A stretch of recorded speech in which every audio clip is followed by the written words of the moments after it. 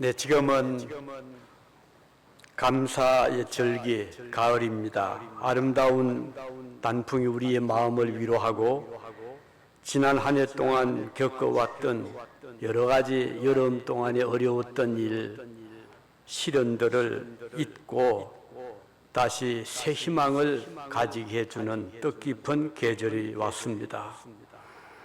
우리가 돌이켜보면 지난 한 해 동안에도 우리 아버지 하나님은 변함없이 우리들에게 은혜를 베풀어 주셨습니다. 맑은 하늘, 밝은 햇빛, 때를 따라 내려주신 이른 비와 늦은 비, 여름의 열기와 가을의 풍요함, 이 모든 것들이 하나님의 은혜였습니다.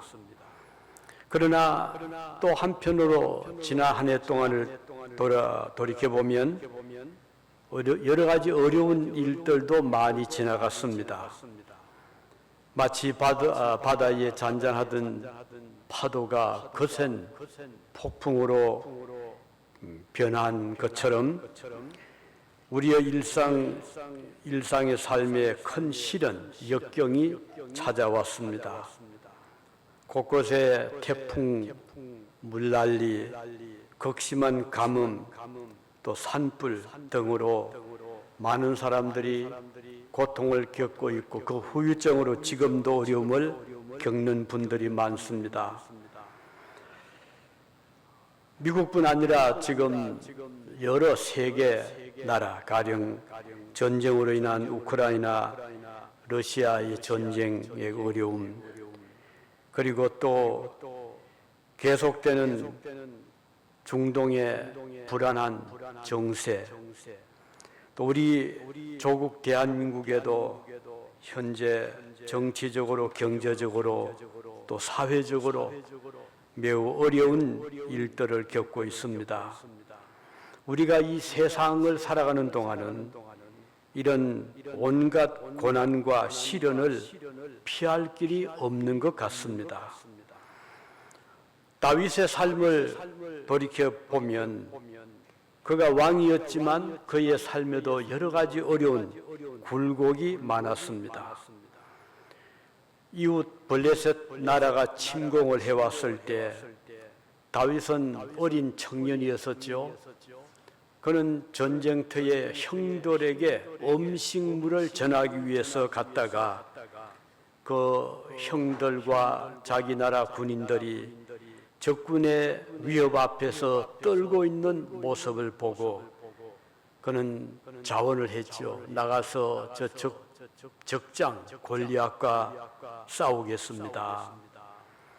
그는 어린 나이로 경험이 없었지만 하나님을 의지하면서 지금 위협하고 있는 골리앗 블레셋의 장군을 향해 그는 평소에 쓰던 양을 칠 때 쓰던 물맷돌 몇 개 그것을 가지고 나갔었지요. 그리고는 힘차게 물맷돌을 던졌는데 그것이 그 적장 이마를 그대로 가격을 해서 이스라엘이 승리했던 그런 아주 위험했던 순간도 그는 겪었습니다. 나중에 그가 왕위에 오르긴 했지만 순탄하지 않았습니다. 가장 가까이에서 그를 도와야 할 신하 중에서도 반역자가 나와서 그에게 돌을 던졌습니다. 심지어 그의 아들 압살롬도 아버지의 통치에 반기를 들고 아버지의 왕위를 빼앗으려 했던 일이 있었습니다. 이런 것을 보면 참 다윗도 많은 고생을 하며 살았던 이스라엘의 왕이었습니다. 그렇지만 다윗은 어려움을 겪을수록 하나님께 기도하기를 쉬지 않았습니다. 그는 힘이 들 때마다 하나님께 무릎을 꿇었고 그의 기도를 통해서 어려운 일을 극복을 해 나갔습니다. 오늘 우리도 마찬가지입니다. 우리의 삶이 평안할 때도 있었지만 힘들고 어려울 때도 많이 우리를 찾아왔습니다. 저희 교회 벌써 10년 이상 매년 자주 경제적으로 도와오는 최도노 장로님, LA에 계시는 그 장로님을 우리는 참 감사하게 생각을 하는데, 개인적으로 보면 참 장로님 많은 고생을 겪고 계십니다. 한창 건강할 때는 여름방학이나 또는 휴가를 얻으면 친히 자동차를 몰고 이곳저곳 미국을 다니면서 복음을 전하고 교회를 방문하고 자비량으로 헌신을 해오셨던 분이신데, 뜻하지 않게 교통사고를 당하셨고 또 몸 편치 못한 가운데 또 더구나 수술까지, 뇌종양으로 수술까지 받는 그런 어려움을 겪었습니다.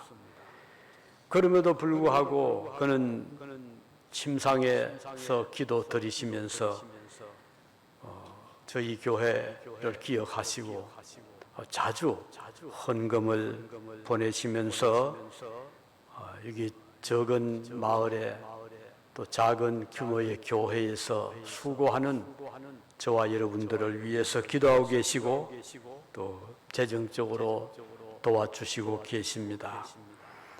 그 사모님이신 권사님도 연세가 드셔서 몸이 편치를 못하십니다. 몇 해 전에 장로님께서 저에게 이런 글을 보냈죠. 안 식구, 이제 사모님이죠. 권사가 수술 후 후유증으로 간호를 하는데 저도 많이 피곤이 왔습니다. 하나님의 은혜와 목사님의 기도 덕분에 회복이 많이 되고 있습니다.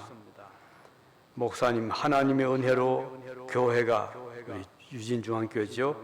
평안하고 부흥하시기를 바라고 기도드립니다. 이렇게 따뜻한 글을 써서 보내면서 또 헌금을 보내주셨습니다.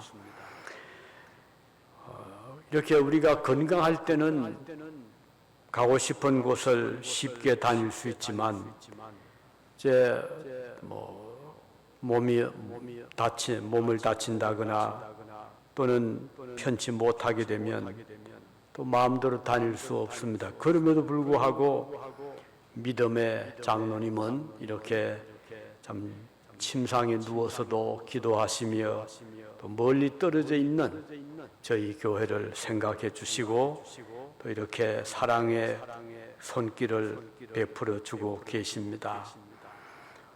사실 이런 분들이 얼마나 귀합니까? 한국에 또 가신 분들 중에서도 저희 유진중앙교회 잠시 한 1, 2년 머무시다가 돌아가신 후에도 늘 기도하시고 또 저희 교회를 기억하시는 또 여러분들이 계십니다. 생각할 때마다 너무 소중한 분들이고 감사한 마음이 듭니다. 다윗은 힘들 때마다 하나님께 기도를 드리면서 이런 말씀을 했죠. 오늘 읽을 본문인데요. 116편 2절에 그의 귀를, 하나님의 귀를 내게, 다윗에게 기울이셨으므로 내가 평생에 기도하리로다, 이렇게 고백을 하고 있습니다. 하나님께서는 우리가 어려움을 당할 때 기도를 드리죠.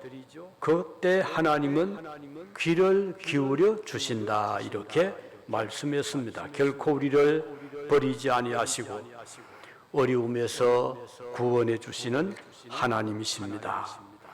자, 오늘 이 본문을 통해서 평생에 기도하리로다 한 고백한 다윗의 이 말씀을 함께 마음에 새기기를 바랍니다. 다윗은 왜 기도했던가? 하나님이 그의 기도에 귀를 기울여 주셨기 때문에 평생토록 기도한다고 고백을 하고 있습니다. 그가 기도할 때 매우 힘들 때가 많았잖아요. 사망의 줄이 그를 두르고 스올의 고통, 스올은 지옥을 다른 표현을 한 표현이거든요. 지옥과 같은 고통이 이르렀을 때 다윗은 기도하기를 주저하지 않았습니다.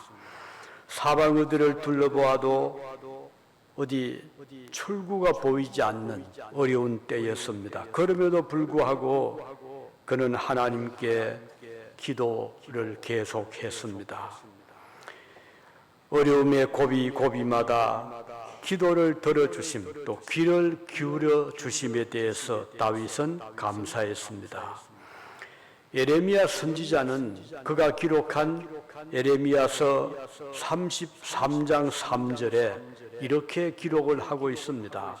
너는 내게 부르짖어라. 내가 너에게 응답하겠고 내가 알지 못하는 크고 비밀한 일을 내게 보이리라. 하나님께서 너는 나에게 부르짖어라. 내가 너에게 응답을 하겠다. 이렇게 말씀을 하고 있습니다. 이 말씀대로 하나님은 예레미야의 기도에 귀를 기울이셨고 다윗의 기도에 응답해 주셨습니다.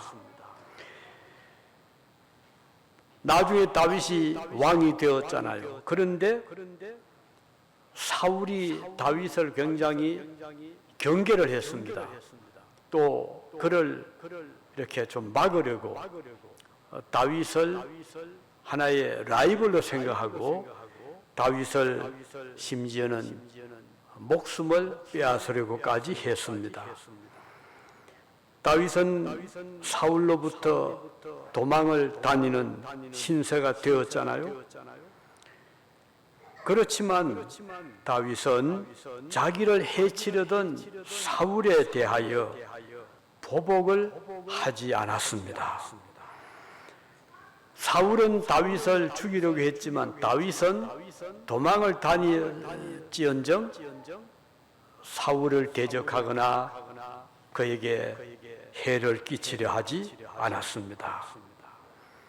이것은 다윗의 훌륭한 믿음의 인품인 것을 알 수가 있습니다. 오늘 우리 이 현실을 보면 정치하는 사람들이 정치적인 보복을 많이 하고 있잖아요. 다윗은 그러지 않았습니다. 그가 비록 피해 다닐지언정 자기를 해치려는 자에 대해서 보복의 칼을 빼지 않았습니다. 왜? 그는 믿음의 사람이었고 기도의 사람이었기 때문에 가능했습니다. 오늘 우리도 때때로 이 세상을 살아가면서 어려움을 겪을 때 우리는 어떻게 해결해 나가죠? 하나님께 기도함으로써 우리의 기도에 귀를 기울이시는 하나님을 향하여 이 모든 난관을 이겨나갈 수가 있는 것입니다. 우리들의 기도에 응답하시는 하나님의 은혜를 우리는 늘 감사하게 생각합니다. 오늘 하루의 감사로 그치는 것이 아니라 일평생 주님께 기도하는 삶, 그것이 바로 다윗의 삶이었고 오늘 우리들의 삶이 되기를 원하는 것입니다. 힘들 때만 기도하는 것이 아니었죠. 평안할 때에도 그는 기도하기를 쉬지 않았습니다. 다윗은 이렇게 자기의 기도에 귀를 기울여 주심을 생각하면서 기도했습니다. 다윗은 특별히 그가 어려움을 겪을 때 그를 건져주심에 대해서 감사 기도를 드렸습니다. 많은 일들을 그가 겪으면서 한때는 사망의 골짜기 같은 곳을 통과하면서도 그는 기도하기를 쉬지 않았습니다. 우리도 이 험난한 세상이라는 골짜기를 지나갈 때에 어려움을 겪을 때가 많이 있잖아요. 쉽게 살아갈 수 없는 세상입니다. 이런 세상을 살아가는 우리들은 기도하지 않을 수 없습니다. 사망이 깊은 골짜기를 통과하는 것 같은 위험한 때에 하나님께서는 우리들에게 구원의 손을 펴 주시기 때문입니다. 죽음의 그늘이 어른거리는 때에 우리가 할 수 있는 일은 기도가 강력한 힘이 되기 때문입니다. 이제 말씀드린 다윗의 영혼이 죽음의 위험에 빠졌을 때 그가 기도했고 하나님은 그의 기도를 들어주셨습니다. 하나님은 그의 육체만 살려내신 분이 아니었습니다. 보다 중요한 것은 다윗의 영혼을 건져내셨다는 말씀입니다. 8절을 영어 번역을 보면요, 이렇게 되어 있습니다. O Lord, you have delivered my soul from death. 오 주님, 당신은 나의 영혼을 죽음에서 건져주셨습니다. 그런 뜻이잖아요. 하나님께서는 다윗의 몸만 건져주신 것이 아니라 그의 속사람, 영혼을 건져주셨습니다. 이것은 매우 중요한 일이죠. 아무리 몸이 건강해도 우리의 속사람, 내 영혼이, 마음이 침체에 빠질 수 있잖아요. 절망에 빠질 수가 있습니다. 우리 한국이 요즘 참 많이 좋아졌잖아요. 그래서 가끔 몸이 아프면 한국에 나가서 좋은 시설의 병원에 진단도 받기도 하고, 또 뭐 치과도 한국에 나가면 너무 잘 고치니까 가기도 하고. 그러나 또 다른 면으로 보면 한국의 지금 이 젊은 청년층에 이 OECD 국가 중에 자살률이 제일 높은 나라가 한국입니다. 얼마나 힘이 들면 한창 희망을 가지고 공부할 그 나이에 스트레스에 눌려서 스스로 목숨을 끊을까요? 이게 현실이거든요. 그런데 다윗은 하나님께서 내 영혼을 죽음에서 건져주십니다, 이렇게 고백을 하고 있습니다. 오늘 우리 자녀들을 기를 때 아이들에게 육신의 건강도 중요하죠. 못지않게 중요한 것은 그 속사람, 영혼, 하나님께서 몸과 영혼을 건강하게 지켜주시기를 다윗은 기도했고 하나님은 과연 그의 기도를 들어주셨습니다. 그래서 정상적인 생활을 할 수 있는, 몸도 그렇지만 마음도 영혼도 밝고 희망차고 건강하게 살아갈 수 있도록 하나님의 도움이 절대로 필요한 것입니다. 우리 하나님께서 베풀어 주신 온갖 은혜는 이 세상을 살아가면서 끊임없이 우리에게 필요한 것, 우리의 여러 가지 필요한 물질, 또 정신적인 건강, 그리고 또 밝은 내일에 대한 소망, 이런 것들이 필요합니다. 우리 하나님께서 우리를 이렇게 건져내실 수 있는 것은, 또 우리가 하나님의 은혜를 받고 살아갈 수 있는 것은 무엇보다도 하나님께서 그의 아들을 우리와 똑같은 몸을 입혀서 이 세상에 보내주셨고, 하나님의 아들 예수님은 우리처럼 어린 아기로 탄생을 하셨고 성장을 하셨으며, 그리고 자라서 우리가 겪을 수 있는 모든 과정을 한 걸음 한 걸음 주님이 다 겪으셨습니다. 주님은 가난한 경험도 하셨고 목이 마른 경험도 하셨습니다. 또 배고픔도 겪으셨죠. 40일 동안 금식을 하면서 얼마나 힘들었겠어요. 우리가 겪을 수 있는 가난함, 목마름, 배고픔 다 겪으셨잖아요. 정신적으로 얼마나 또 사람들에게 시달렸잖아요. 얼마나 많은 사람들이 예수님을 가리켜 손가락질도 했고 또 정신이 이상하다고도 하고 그런 고난을 주님이 그 몸에 다 겪으시면서 일생을 사셨습니다. 그리고 주님은 죄가 없으신 분이거든요. 그럼에도 불구하고 재판을 받았잖아요. 얼마나 억울했겠습니까? 우리 예수님은 그러면서도 자기를 재판하는 재판자 향해서 어떤 보복도 가하지 않으셨어요. 그걸 다 받으셨잖아요. 주님께서 이 받으신 이 모든 고난을 통해서 우리가 겪을 정신적인, 심리적인, 영적인 고난도 주님이 다 담당을 하셨습니다.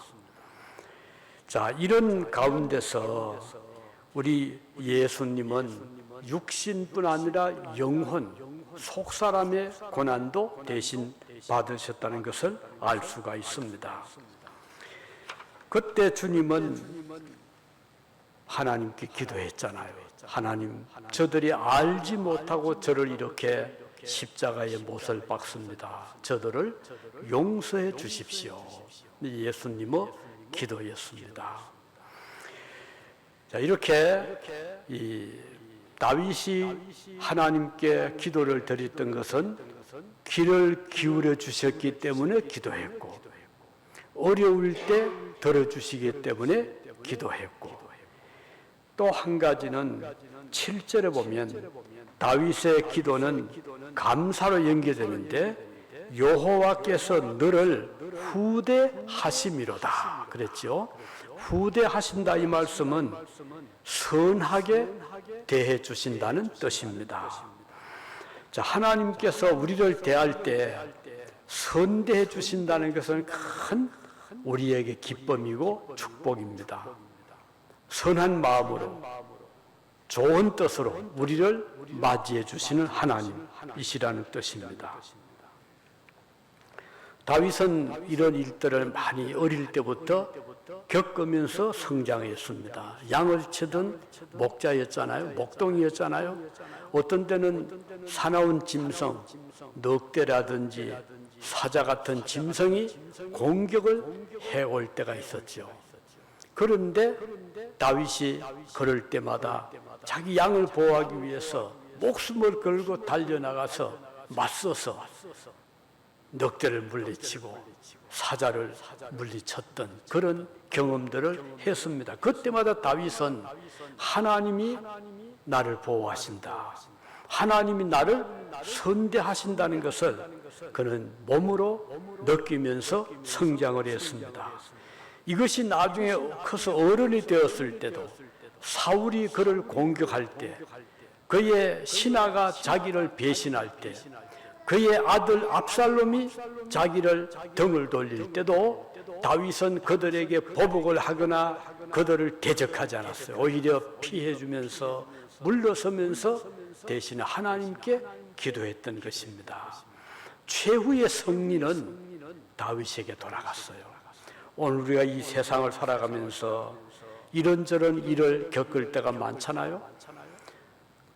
우리가 원하지 않는 시련, 육신의 질병, 때로는 실패, 우리 뜻대로 안 되는 혹은 가난, 혹은 친구의 등을 돌림, 이런저런 일을 겪을 때 우리는 모든 사람들이 나에게 등을 돌려도, 세상이 나를 대적해도 나를 선대하는 분이 계시는데 그분은 바로 우리 하나님이시다. 하나님께서 나를 선대하시면 온 세상이 우리를 공격하고 대적을 해도 두려워할 필요가 없는 것입니다. 왜? 하나님은 강한 분이시고 하나님은 신실한 분이시고 하나님은 사랑의 하나님이시기 때문에 문제는 그 하나님을 우리가 향해서 그때마다 기도하고 하나님의 도움을 구하는 것이 절대로 필요한 일이지요. 그래서 하나님은 다윗의 그 기도를 들으시고 그를 선대해 주셨고, 그리고 그를 구원해 주셨습니다. 오늘 우리가 믿음 생활할 때도 때로는 세상 우리를 선대하지 않을 때가 있잖아요. 요즘처럼 어려울 때입니다. 많은, 더구나 지금 정치적으로 미국도 참 힘들잖아요. 더구나 트럼프 대통령이 굉장히 강력하게 미국을 다시 위대하게 그런 그 목표를 가지고 지금 많은 이민자들이 어려움을 겪고 있습니다. 하지만 우리는 조금 더 두려워하지 않습니다. 왜요? 미국의 대통령이 아니면 온 세상이 우리를 대적한다 하더라도 우리를 선대하시는 분은 하나님이시기 때문에, 그래서 우리는 든든합니다. 세상에 골리앗 같은 자들이 우리를 공격을 해도 다윗은 작은 물맷돌 몇 개 가지고 달려갈 수 있었던 것은 하나님의 선대하심을 그가 믿었기 때문입니다. 오늘 저와 여러분들도 비록 이 땅에 살 동안에 우리의 삶이 때로는 우리를 힘들게 할 때 있고, 또 사람들이 우리와 우리를 거리를 둘 수도 있겠지만, 그러나 변함없이 우리를 선대해 주시는 우리 하나님이 함께 하신다면 우리는 조금도 두려워하거나 낙심할 필요가 없습니다. 하나님이 우리와 함께 하신다면 무엇이 걱정이 되겠습니까? 내일 일을 염려하지 말아라고 말씀했고, 무엇을 먹을까 입을까 염려하지 말아라. 공중의 새를 보라, 들의 백합꽃을 보라고 말씀해 주셨습니다. 자, 다윗은 이렇게 말합니다. 1장 13절에 보면 여호와의 이름을 부르며, 하나님의 이름을 부른다는 것은 하나님을 바라본다는 뜻이잖아요. 하나님의 도움을 요청한다는 뜻이잖아요. 하나님을 삶의 중심에 모신다는 뜻입니다. 다윗의 삶은 하나님 중심의 삶인 것을 표현하는 말입니다. 하나님은 다윗이 어디로 가든지 그와 동행을 하고 계심을 그는 잘 알고 있었습니다. 하나님은 다윗이 어떤 형편에 처하든지 어디로 가든지 함께해 주실 것을 고백을 말씀하셨습니다. 시편 139편 8절 이하 10절에 보면 이런 말씀이 기록되어 있습니다. 내가 다윗이요, 내가 하늘에 올라갈지라도 하나님은 거기에 계시며, 내가 반대로 저 음부에 내 자리를 펼지라도 거기 계시니이다. 내가 새벽 날개를 치며 바다 끝에 가서 거할지라도 곧 거기서도 주의 손이 나를 인도하시며 주의 오른손이 나를 붙드시리이다. 오른손은 강력한 힘입니다. 하나님의 오른팔이, 오른손이 나를 붙들어 주신다고 말씀을 하고 있습니다. 그 하나님과 다윗은 동행하는 삶을 살았습니다. 하나님은 결코 그를 잊어버리지 아니하심을 그는 믿었습니다. 언제 불러도 하나님은 그의 가까이에서 응답하심도 알았습니다. 사망의 어두운 골짜기를 통과하는 동안에도 하나님은 그와 동행을 하셨고, 평탄한 초원을 다닐 때에도 주님은 그와 함께해 주셨습니다. 그는 계속해서 이렇게 말합니다. 여호와의 모든 백성 앞에서 나는 나의 서원을 갚으리로다. 14절입니다. 그는 삶의 고비마다 하나님께 기도드리며 약속을 했습니다. 이 서원이란 말이 약속이거든요. 하나님께 드리는 약속의 뜻입니다. 하나님과 인격적인 약속, 하나님과 대화, 하나님과 교제를 말씀하는 것입니다. 자, 이것은 다윗이 얼마나 하나님과 가까이 밀접하게 살아갔다는 것을 보여주는 말씀입니다. 자신도 하나님과 약속을 지켰고 하나님도 그와 약속을 지켜주실 것을 그는 믿었던 것이지요. 하나님을 사랑하는 자들의 특징은 하나님과 이런 끊임없는 교제를 나누는 데 있습니다. 하나님을 사랑하는 자들은 하나님과의 관계가 아주 밀접하거든요. 그래서 하나님의 전을 사모하고 하나님의 전을 사랑하고 교회 생활을 즐거워하게 되는 것입니다. 그래서 다윗은 꼭 평생 소원이 하나님의 집을 짓고 싶었어요. 왜냐하면 그때까지 성전이 없었거든요. 이스라엘 백성이 저 애국에서 나올 때 광야에서 치던 천막, 장막, 그것으로 임시로 그냥 쳐두고 그곳에서 제사를 드렸거든요. 그 다윗은 그게 마음에 걸렸어요. 하나님의 집을 지어드리고 싶었어요. 그런데 다윗이 불행스럽게도 전쟁을 많이 했잖아요. 그래서 많은 사람들이 다윗의 손에 희생이 되었습니다. 하나님은 그 다윗의 피 묻은 손으로 성전 짓는 것을 기뻐하지 않았습니다. 그래서 다윗에게 허락하지 않았어요. 대신에 다윗의 그 마음을 높이 사시고 다윗의 아들 솔로몬에게 성전을 짓도록 허락을 하셨습니다. 다윗으로 하여금 성전을 짓는 데 필요한 모든 재료들을 아주 아름다운 그 기초돌이라든지 레바논에서 수입한 백향목이라든지 인도 등에서 수입한 좋은 그런 물건들을 전부 마련해서 차곡차곡 창고에 쌓아두게 했고, 나중에 솔로몬이 왕이 되었을 때 성전을 짓도록 했습니다. 그래서 다윗이 세상을 떠난 다음에 솔로몬은 하나님의 전을 잘 지어드린 그런 역사가 있습니다. 우리는 여기서 볼 수 있는 것은 우리가 아무리 하나님 일을 하고 싶어도 하나님이 허락을 하실 때 할 수 있는 거예요. 성전을 짓든지 또는 선교 사역을 하든지 교회 봉사를 하든지 내가 하고 싶다고 마음대로 할 수 있는 기회가 늘 주어지는 것은 아니라는 것입니다. 오늘 여러분들이 주님의 나라 위해서 몸을 드리고 시간을 드리고 재능을 드리고 물질을 드릴 수 있는 자체가 얼마나 큰 은혜인지 모릅니다. 하나님 막으시면 내가 아무리 하고 싶어도 건강이 따르지 못할 수가 있고 물질이 없을 수가 있고 재능이 없을 수가 있고 또는 마음이 없을 수도 있잖아요. 그러나 오늘 저와 여러분들이 주님을 섬길 수 있다는 것, 교회를 받들 수 있다는 것은 얼마나 감사한지 모릅니다. 그래서 다윗은 그것을 평생에 기도하면서 감사했습니다. 오늘 우리도 하나님이 기회를 주셨을 때, 하나님 우리를 선대하실 때, 주님을 일할 수 있는 그런 은혜를 베풀어 주실 때 감사하는 마음으로 잘 감당하시기를 바라는 것입니다.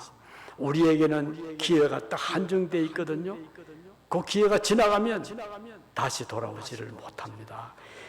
다윗은 하나님께 평생에 기도하겠다. 언제? 귀를 기울여 주실 때, 언제? 어려움을 겪을 때, 그리고 언제? 평생토록. 오늘 저와 여러분들도 이와 같은 참 마음으로 우리 하나님 은혜를 감사하며 평생 기도하는 삶이 되시기를 바랍니다. 기도하시겠습니다.